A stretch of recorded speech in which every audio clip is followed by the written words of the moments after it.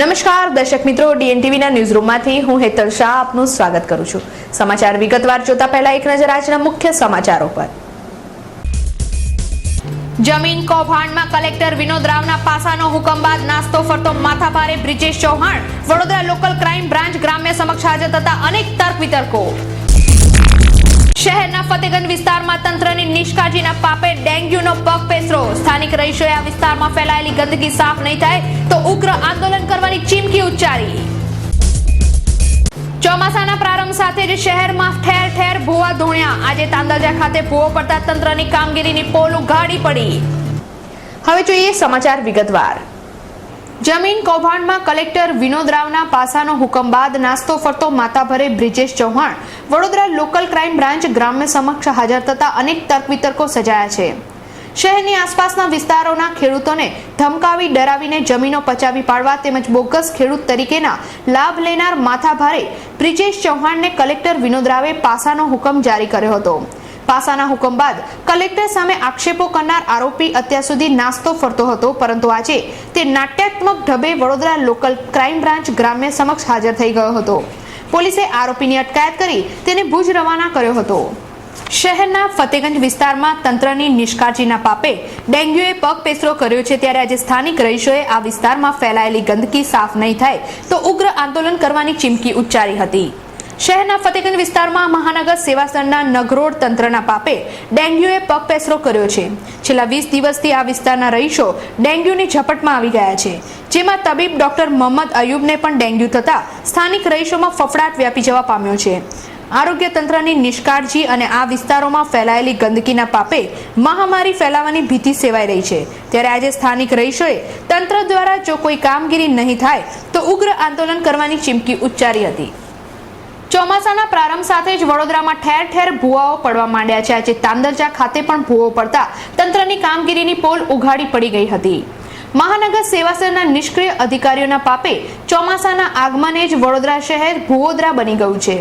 શહેરમાં ઠેર ઠેર ભૂવો પડવાના બનાવોને પગલે શહેરીજનોમાં ગભરાટ ફેલાઈ રહ્યો છે, ત્યારે આજે તાંદલજા ખાતે જેપી પોલીસ મથક પાસે ભૂવો પડ્યો હતો। બનાવના પગલે સ્થાનિક રહીશોના લોકટોળા એકત્રિત થઈ ગયા હતા, જ્યાં ઉપસ્થિત રહીશોમાં તંત્ર સામે ભારે આક્રોશ જોવા મળ્યો હતો।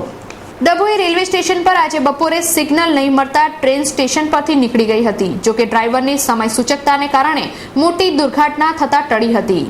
ડભોઈ રેલવે સ્ટેશન પર આજે બપોરે 1:15 વાગ્યાના સુમારે છોટા ઉદેપુર તરફ જતી ટ્રેનને સિગ્નલ નહીં મળતા ટ્રેન સ્ટેશન પર ઊભી રહ્યા વિના જ નીકળી ગઈ હતી, જોકે ડ્રાઈવરની લાલ લાઇટ પર નજર પડતા તેમણે ગાડી અટકાવી દીધી હતી। બનાવના પગલે મુસાફરોના જીવ તાળવે ચોંટી ગયા હતા। સ્ટેશનની આગળ આવેલું ફાટક પણ ખુલ્લું હતું, ત્યારે જો ડ્રાઈવરે સમય સૂચકતા ન દાખવી હોત તો મોટી દુર્ઘટના સર્જાઈ હોત। ડભોઈ રંગ ઉપવન ખાતે નગરપાલિકાના 2 કર્મચારીઓ નિવૃત્ત થતા આજે તેમનો વિદાય સમારંભ યોજાયો હતો। ડભોઈ નગરપાલિકામાં ફરજ બજાવતા ચીમનભાઈ વણકર અને મહેશ ધોબી નિવૃત્ત થતા આજે રંગ ઉપવન ખાતે તેમનો વિદાય સમારંભ યોજવામાં આવ્યો હતો, જેમાં આ 2 કર્મચારીઓને શાલ ઓઢાડી તેમનું બહુમાન કરવામાં આવ્યું હતું। આ પ્રસંગે નગરપાલિકા પ્રમુખ ડીજે બ્રહ્મભટ્ટ તેમજ ડોક્ટર જશભાઈ સહિત નગરપાલિકાના કર્મચારીઓ ઉપસ્થિત રહ્યા હતા। હિન્દી ફિલ્મ ઇન્ડસ્ટ્રી બોલિવૂડના 100 વર્ષની મ્યુઝિકલ સફરનું બરોડા એડવર્ટાઇઝિંગ ક્લબ દ્વારા સેલિબ્રેશન કરવામાં આવ્યું હતું। બેજુ બાવરાથી બદમીસ બોલિવૂડના 100 વર્ષની મ્યુઝિકલ સફરનું બરોડા એડવર્ટાઇઝિંગ ક્લબ દ્વારા સેલિબ્રેશન કરવામાં આવ્યું હતું। આ થીમ પર સર સયાજીરાવ નગરગૃહમાં યોજાયેલ મ્યુઝિકલ ઇવેન્ટમાં શહેરીજનોએ બોલિવૂડની આલાગ્રાન્ડ મ્યુઝિકલ સફર માણી હતી। શહેરના કલાકારો વિભાવરી યાદવ, વિનોદ તથા આનંદ અને તેમના ટ્રુપે શહેરની સાંજ બોલિવૂડમય બનાવી દીધી હતી। કિસમે કિતના હે દમ સીઝન 2 ની આ ઇવેન્ટમાં વીતેલા જમાનાના ગીતોથી લેટેસ્ટ બોલિવૂડ ગીતોને રજૂ કરવામાં આવ્યા હતા। તેરી મહેફિલ મેં કિસ્મત, એ ચતુરનાર, ઇનામીના ડીકા જેવા ગીતોનો તો વન્સ મોરની ડિમાન્ડ આવી હતી, જ્યારે તુમ પાસ આયે અને નમક હરામનું બુઝુર્ગોને યે કહા સોંગ ઉલટા કરીને પેશ કર્યા હતા, જે દર્શકો માટે વિશેષ બની ગયા હતા। કાર્યક્રમમાં આ અનોખો પ્રયોગ પણ કરવામાં આવ્યો હતો। આજે એસોસિએટ પ્રોફેસર માટેની નેટની પરીક્ષાનો પ્રારંભ થવા પામ્યો છે। યુનિવર્સિટી ગ્રાન્ટ કમિશન દ્વારા લેવામાં આવતી એસોસિએટ પ્રોફેસર માટેની નેટની પરીક્ષા આજથી યોજાનાર છે, જેમાં એમએસ યુનિવર્સિટીને પણ સેન્ટર આપવામાં આવ્યું છે, જેમાં વિવિધ ફેકલ્ટીના 10 સેન્ટર પરથી કુલ 7515 વિદ્યાર્થીઓ પરીક્ષા આપશે। આજથી યોજાનાર પરીક્ષામાં 47 વિષયની પરીક્ષા લેવામાં આવશે। કુલ 47 વિષય માટે લેવામાં આવતી પરીક્ષામાંથી સાયન્સના વિષયોને બાકાત રાખવામાં આવતા હોય છે. સાયન્સના વિષયો માટેની નેટની પરીક્ષા council of scientific and industrial research દ્વારા લેવામાં આવે છે. આજે યોજાનાર નેટની પરીક્ષા માટે યુનિવર્સિટીને પણ સેન્ટર આપવામાં આવ્યું છે. MS યુનિવર્સિટીની વિવિધ ફેકલ્ટીના 10 સેન્ટરો ખાતે આ પરીક્ષા સવારે 9:30 કલાકથી શરૂ થઈ હતી. બ્લાઇન્ડ એસોસિએશન દ્વારા અંધજન પરિવારના ધોરણ 10 અને 12 તેમજ કોલેજમાં ભણતા વિદ્યાર્થીઓ પાસ થયા હોય તેમને શિલ્ડ આપવામાં આવ્યું હતું તેમજ દાતાઓનું સન્માન પણ કરવામાં આવ્યું હતું. શહેરમાં કાર્યરત બ્લાઇન્ડ એસોસિએશન દ્વારા આજે એક ખાનગી હોટલમાં કાર્યક્રમ યોજવામાં આવ્યો હતો. આ કાર્યક્રમમાં અંધ પરિવારના બાળકો કે જે ધોરણ 10 અને 12 તેમજ કોલેજમાં ઉત્તીર્ણ થયા હોય તેમને શિલ્ડ આપવામાં આવ્યા હતા તથા વર્ષ દરમિયાન સંસ્થાને દાન આપનાર દાતાઓનું શાલ ઓઢાડી સન્માન કરવામાં આવ્યું હતું.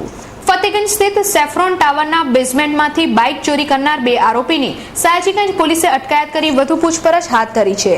બનાવની વિગતો અનુસાર ફતેગંજ વિસ્તારમાં આવેલા સેફ્રોન ટાવરમાંથી બાઇક ચોરી કરી આરોપી હંસરાજ ચૌહાણ અને રમેશ પરમાર આણંદ જવા નીકળ્યા હતા.